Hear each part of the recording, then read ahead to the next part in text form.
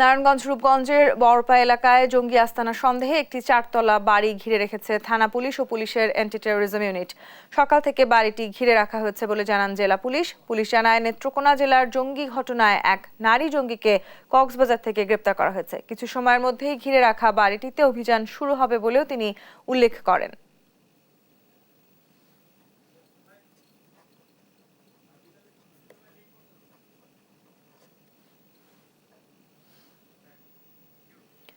বিস্তারিত জানাতে নারায়ণগঞ্জ থেকে যুক্ত হচ্ছেন সহকর্মী বিল্লাল হোসেন। বিল্লাল, জঙ্গি আস্তানার বিষয়ে আইন শৃঙ্খলা বাহিনীর সদস্যরা কি বলছেন?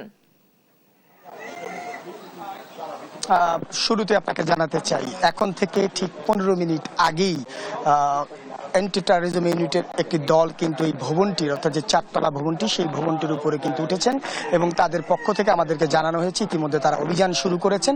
এবং এই দলের সদস্যরা ভেতরে যাওয়ার পর কিন্তু আমরা দরজা ভাঙার বেশ কিছু শব্দ পেয়েছি এবং এই ভবনটির ঠিক মূল ফটকের সামনেও কিন্তু অ্যান্টি টেরোরিজম ইউনিটের সদস্যরা অবস্থান করছেন, সেটি কিন্তু একটু দেখানোর চেষ্টা করব। আপনাকে জানাতে চাই, আজকে সকাল 10:30 নাগাদ কিন্তু এই রূপগঞ্জের বড়পা এলাকাতে অ্যান্টি টেরোরিজম ইউনিটের ঢাকার একটি দল কিন্তু এখানে আসে এবং তারপর পরে কিন্তু নারায়ণগঞ্জ জেলা পুলিশ সহ আইন শৃঙ্খলা বাহিনীর সদস্যরা এখানে এসে পুরো বাড়িটিকে চারপাশ থেকে ঘেরাও করে রাখে। এবং এই যে বাড়িটি, সেই বাড়িটির ঠিক তলার মধ্যে কিন্তু এই অ্যান্টি টেরোরিজম ইউনিটের সদস্যরা সেখানে গেছেন এবং আশেপাশের যে এলাকা, সেই এলাকাতেও কিন্তু ঘিরে রেখেছেন। তা আইন শৃঙ্খলা বাহিনীর পক্ষ থেকে আমাদেরকে জানানো হয়েছে, গত মাসের 9 জুন নেত্রকোনা থেকে যে জঙ্গি আস্তানা অভিযান চালিয়ে গ্রেফতার করা হয়েছিল এবং সবশেষ কক্সবাজারে গতকাল এক নারীকে গ্রেফতার করা হয়েছিল, সেই দুটি ঘটনার সূত্র ধরেই কিন্তু আজকে এই রূপগঞ্জের এই চারতলা বাড়িটিতে জঙ্গি আস্তানা সন্দেহে তারা অভিযান করছেন এবং ভেতরে ঠিক কিছুক্ষণ পরপরই আসলে এখান থেকে নিচে যারা আছেন তারা কিন্তু যাচ্ছেন এবং পুরো বাড়ির চারপাশে জেলা পুলিশ সহ অন্যান্য আইন শৃঙ্খলা বাহিনীর সদস্যরা অবস্থান করছেন। আমরা জানবো নারায়ণগঞ্জ জেলা পুলিশের একজন কর্মকর্তার কাছ থেকে সবশেষ কি অবস্থা রয়েছে এখন। আপনারা জানেন যে এটা আসলে বিগত মাসে কক্সবাজার, নেত্রকোনা, নরসিংদী 3 জেলায় অপারেশনের এটা একটা কন্টিনিউশন।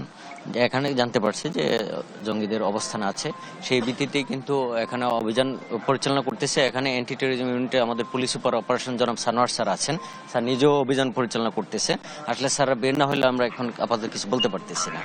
শুনছিলেন যে ইতিমধ্যেই কিন্তু শুরু হয়ে গেছে এই অভিযান এবং অভিযান শেষ হওয়ার পরে কিন্তু অ্যান্টি টেরোরিজম ইউনিট এবং জেলা পুলিশের পক্ষ থেকে আমাদেরকে আরো বিস্তারিত জানাবেন। পাশাপাশি অ্যান্টি টেরোরিজমের যিনি পুলিশ সুপার সানোয়ার, তিনি কিন্তু কিছুক্ষণ আগে আমাদেরকে জানিয়েছেন যে এই বাড়িটিতে কয়েকজন অবস্থান করছেন, এমন বিষয়টি কিন্তু তারা জানতে পেরেছেন এবং এই ভবনটির যে বাসিন্দারা রয়েছেন তাদেরকে ইতিমধ্যে সরিয়ে নেওয়া হয়েছে এবং আশেপাশের যারা বাসিন্দা রয়েছেন তাদেরকেও সরিয়ে নেওয়া হচ্ছে। তো সবকিছু মাথায় রেখেই কিন্তু আইন শৃঙ্খলা বাহিনীর সদস্যরা কাজ করছেন এবং কিছুক্ষণ পরেই হয়তো তারা আমাদেরকে বিস্তারিত জানাতে পারবেন এই ঘটনাতে আসলে এই বাড়িটিতে যারা রয়েছেন তারা কেন এখানে এসেছেন, তাদের কি উদ্দেশ্য, কিংবা এই কোন জঙ্গি সংগঠনের সদস্যরা এই বাড়িতে অবস্থান করছেন। সার্বিক বিষয় কিন্তু আমাদেরকে কিছুক্ষণ পর জানাবেন এবং সেই তথ্য কিন্তু আমরা জানাতে পারবো।